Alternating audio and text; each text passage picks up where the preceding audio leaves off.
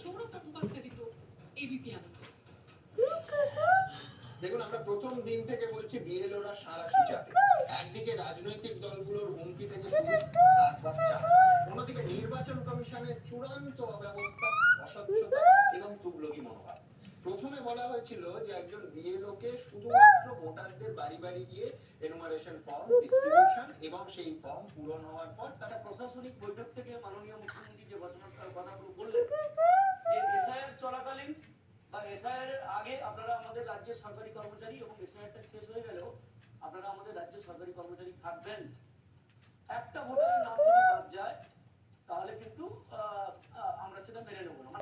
SIR করার প্রয়োজন আছে আমাদের রাজ্যে এবং আমরা বিএলও বা ভোট কর্মী হিসেবে কাজ করছি, তারা প্রত্যেকেই এতে সহযোগিতা করবে, এটা আমরা প্রথম থেকেই বলেছিলাম। আমরা চাইছিলাম যে একটা ত্রুটিমুক্ত ভোটার তালিকা আমাদের রাজ্যে তৈরি হোক, একদম যেখানে কোনো ভুতুরে ভোটার, কোনো মৃত ভোটার বা কোনো ডুপ্লিকেট। তারপরে দেখলাম মানে মাননীয় মুখ্যমন্ত্রীকে অনুসরণ করে তার দলের নেতারা বিভিন্ন সময় বিভিন্ন রকম কথাবার্তা বলতে শুরু করলেন।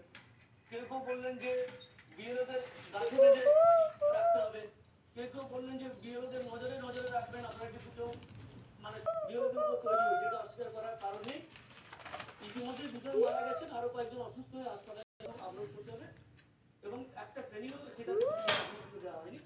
এবং সবচেয়ে অসুবিধার জায়গায় যেটা হচ্ছে যে নির্বাচন কমিশন প্রত্যেকদিন নতুন নতুন প্রতিদিন সন্ধ্যাবেলা একবার করে ভার্চুয়াল মিটিং হচ্ছে, আজকে আমরা এই সিদ্ধান্ত নিলাম, তারপরের দিন আবার ভার্চুয়াল মিটিং হচ্ছে, আমরা এই সিদ্ধান্ত নিলাম। এতে না মানে বিএলওরা পাজলড হয়ে যাচ্ছেন যে কি সঙ্গে কানেক্টেড, সেটা একবারে চলছে না, প্রচন্ড স্লো। একজনের তথ্য আপলোড করতে 10 থেকে 15 মিনিট টাইম লাগছে। আজকে আমি রিপোর্ট নিয়ে দেখলাম যে গতকাল বিকেলবেলা খবর, আপনি